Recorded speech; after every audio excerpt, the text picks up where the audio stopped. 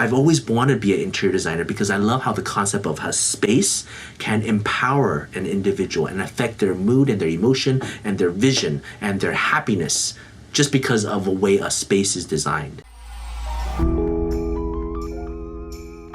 Hi everyone, today's video is about the budgeting process, the project management process of this grand interior design.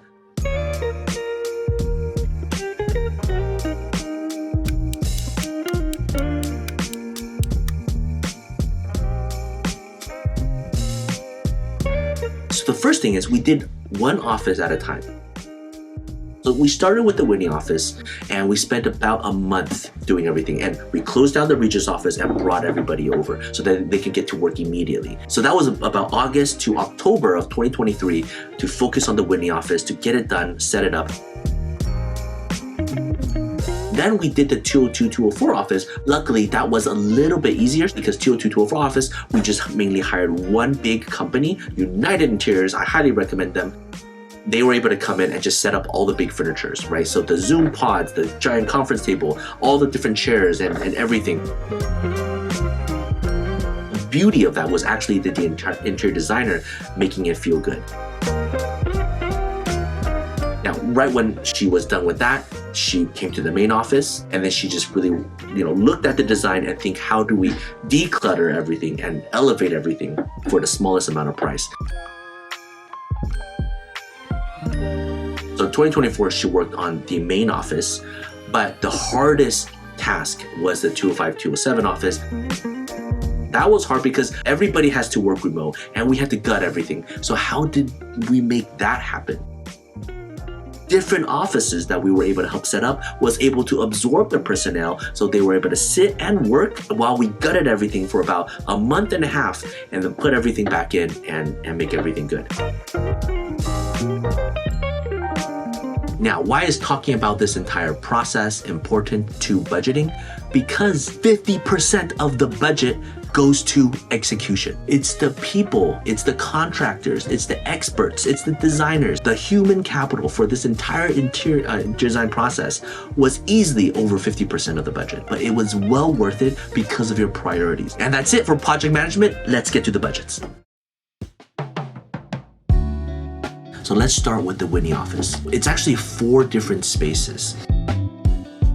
So in total, Whitney office, maybe close to about 50,000, but almost 30,000 of it went to that middle room. The reason is it's easy to make those other spaces nice. For the big public relations room, there's a balcony, there's a view. You walk in, you breathe in the space. As long as it's clean and decluttered, you walk in and you just enjoy it. Now for the business development space, a little bit moody, less lighting from the sun. You can even get most of it from IKEA, which is what we did. And it's really nice. You don't need more to make that space feel good. We spent a little bit on the marketing space, but again, the high ceiling with a limited amount of seats, just 2 stations, nice chair, nice art. We created our own art. We painted the walls ourselves, all extremely cheap, just paying for labor to design it, and it was there, voila. With the remaining budget that we have for an entire Whitney office, we completely dedicated to that middle room, and it needed it because unlike other offices, it has a low ceiling. Inside that little tiny space that's a connecting point of 3 different offices, you want it to flow well. Next up was 202 and 204 office. Now, this time we actually customed everything in that entire space. We customed all the furniture, that giant, super long conference table, the different chairs, double Zoom pod, and that's just the base of it. And then we spent the designer fee and custom things. So arguably the 202-204 office, we spent probably the most on it, pushing 60+ thousand. And then the custom logo plus the special lights and little things here and there, it almost reaches to 100,000. It was really expensive. And the whole space only seats 5 people. You're spending the most money seating arguably the least amount of people. Why? The reason is there's no one place that we can all get together and share and talk and live life and teach and learn.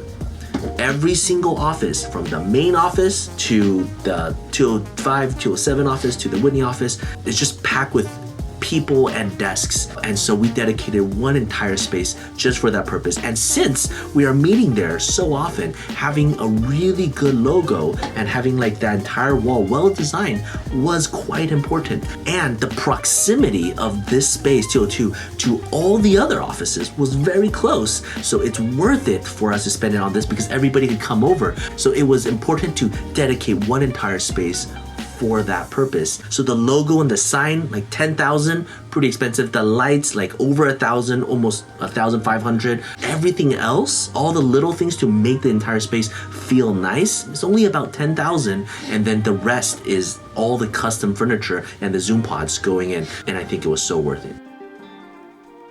Next, the main office. We spent only about 15,000. And that includes the signage, which was pretty expensive. A lot of the work was stripping everything and then adding the new things. So spending a little bit just to make the whole space feel that much more welcoming and that much more peaceful and that much more festive was really the key. And last but not least, the 205, 207 office. The little things that went on around everywhere, maybe about 5,000. A lot of the big furnitures were already there, so we didn't have to spend a lot on the small things. The custom furniture was really just in the middle, and the office manager room, maybe about 25,000. But what we had to spend a lot of money on was the contractors for that space. Here, because we had to hire movers as well, put everything together, painters to redo everything, artists to come in to install the art, electricals, the lightings. There are so many things that had to be done. So we spent more on the contractors than the actual stuff. And then we designated again most of the budget to that middle room where nobody actually works, but everybody uses. And so spending the money on the thing that everybody uses, that everybody passes through, is actually the secret. And so the total cost for 205, 207, but again, the seating 13 people, making their stations as good as possible, well worth it. Every single thing requires thought and execution. Just because you're doing interior design doesn't mean interior design in one office is going to be the exact same as another office, because each office has their own challenges, their own functions. There's all of these decisions to be made.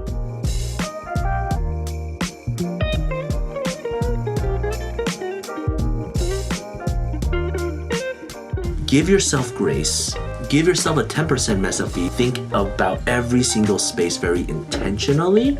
And then once you figure out the vision and the purpose, communicate that to your team, and then just do your best. It's gonna be fine. Hopefully you found this video helpful. Thank you for watching. Don't forget to hit that like and subscribe button. Take care. Bye-bye.